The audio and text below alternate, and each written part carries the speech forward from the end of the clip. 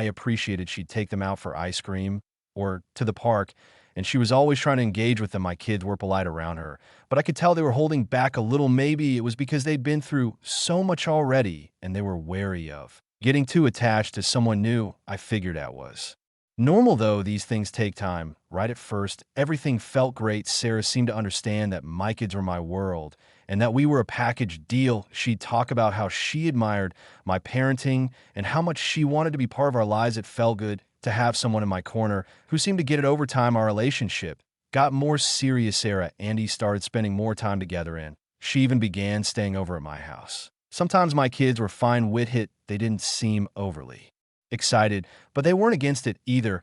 I thought we were all adjusting well to the idea of blending our lives, but there were little things that, looking back, now probably should have been red flags. For one, Sarah started making comments about the house. She'd say things like, "It's cozy, but maybe we could modernize it a bit." Or, "The kids' rooms are cute, but wouldn't it be fun to give them Amikiver?"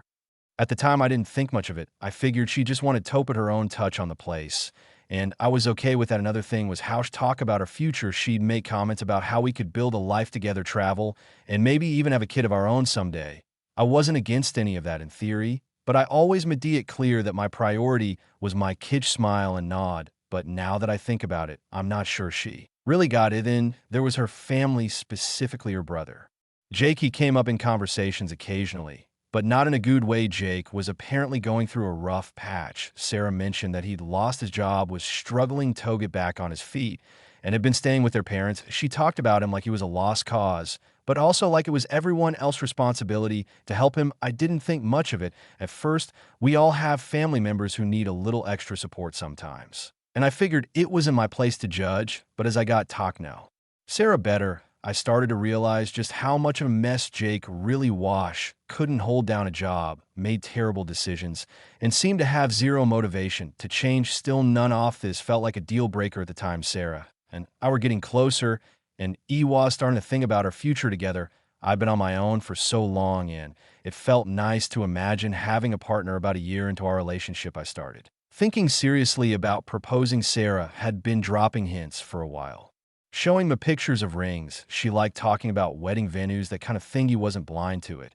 And honestly, it was a good idea. My kids were doing well in school. We had a stable routine, and I felt like I was ready to take that next step. I knew it wouldn't be easy blending our lives completely, but I believe we could make it work. It planned a simple, meaningful proposal at park where we had one of our first dates. No big spectacle, just something genuine. On the day, I was nervous but excited. As we walked, I told her how much she meant to me, then pulled out the ring and asked her to marry me. She said yes, ecstatic as she slipped on the ring, already dreaming about wedding plans and our future together. In that moment, everything felt perfect. I had no idea how quickly it would all fall apart. The first couple of weeks after the proposal felt like a whirlwind of excitement. Sarah dove head first into wedding planning, picking out color schemes, browsing venues, and flipping through Pinterest boards like it was her full-time job. I was just trying to keep up between work, taking care of the kids, and managing everything else. I let her take the lead on the wedding details. She seemed thrilled,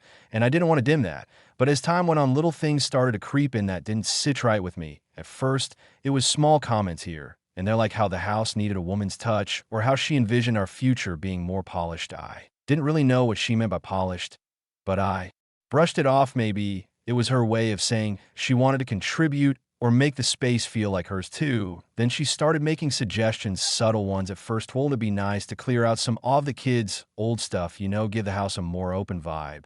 Or maybe we could move some of their things to the Grigito, keep the rooms tidier on their own. These comments didn't seem like a big deal, but when you added them up, it felt like she was trying to erase parts of the home we'd built. I didn't say much of the time, though. I figured she was just excited about the idea of us building a life together, and maybe I was overthinking it. But then came the furniture. One Saturday morning, Sarah showed up with a catalog and a plan to upgrade the living room. I wasn't even sure what needed upgrading. The couch was fine, the coffee table was sturdy, and the kids' bean bags in the corner were non-negotiable. She went on about how she wanted the space to feel more adult and less chaotic. I had to bite my tongue to keep from snapping. This was a family home, not some magazine spread. The first real clash came when she suggested turning the spare room, which doubled Ace's study and craft space for the kids, into a guest room. She called it a compromise because it would still be available for the kids to use. Sometimes that room was more than just a space. It was where the kids did their art projects, where I worked late at night when they were asleep.